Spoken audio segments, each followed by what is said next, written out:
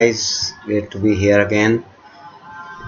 This morning we will think some thoughts regarding the sovereignty of God and how does it work in our lives.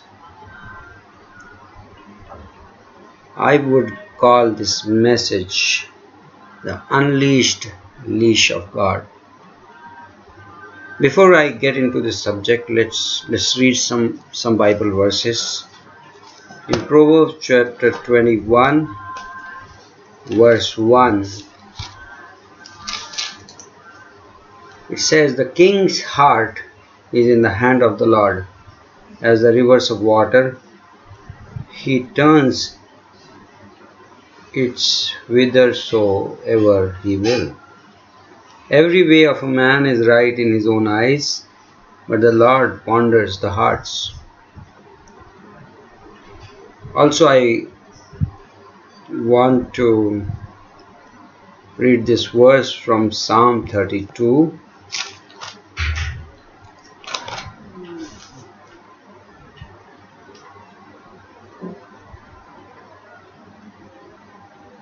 Verse 8. God is talking to us, and God says, "I will instruct you and teach you in the way." Are you in the way? Are you in a journey? Life is a journey, and you come across situations, and God is promising that He will guide you and teach you in the way which you shall go. "I will guide you with my eye." What's this all about? God guiding us with His eye.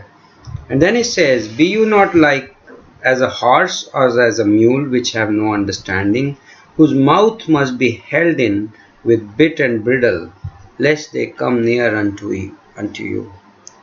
You know, I have a dog, and it's a very interesting thing. His name is Joy, and I actually enjoy him a lot. We kind of pursue a relationship, you know. He rejoices at me. I get a grand welcome when I return to my home. We often go for a walk together, and I teach him, he learns, he disobeys, and he obeys.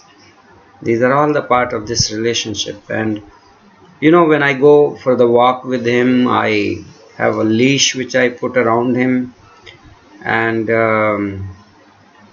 you know, this leash which I put him into has a great part in our relationship.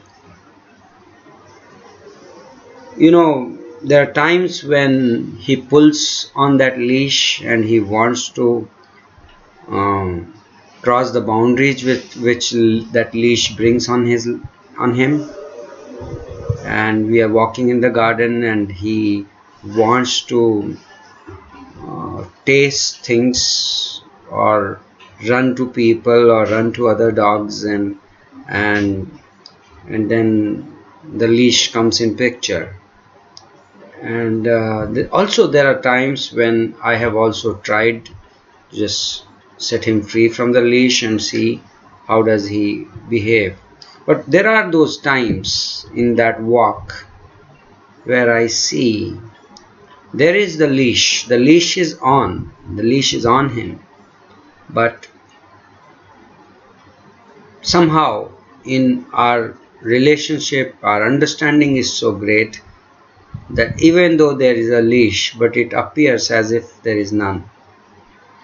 I will let it loose and he walks right with me, and it would not matter whether there is a leash or not. And there is a great spiritual application in this story.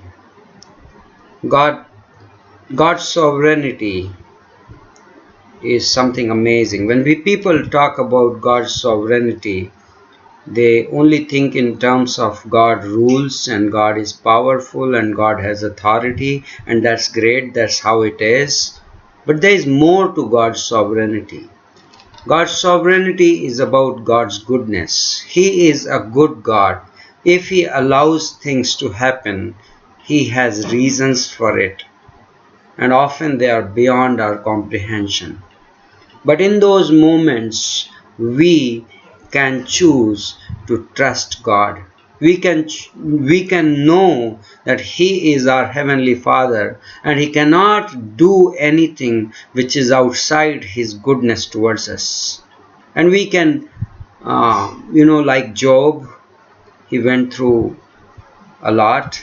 And he kind of knew God's sovereignty in the beginning of the book. He says, God gave and God took away, and blessed be the name of the Lord, right in the middle of a desperate situation. But however, going through the whole book, and in the end of the book he says, I knew you by the hearing of my ears, but now I know you, I have seen you. There is something about God's sovereignty which Job understood in the end of the book, which is much higher than what he understood in the beginning of the book. And that is that God is a good God. And everything is in His control. And nothing bypasses His boundaries. Nothing. A lot of times when we think of free will, human free will, and people have a problem with reconciling the sovereignty of God with human free will. But the thing is, human free will is a part of God's sovereignty. God uses free will. God uses that there is a leash in our lives, there is a boundary in our lives, but God watches. How do we do in this relationship? Do we trust His goodness despite what sight shows us?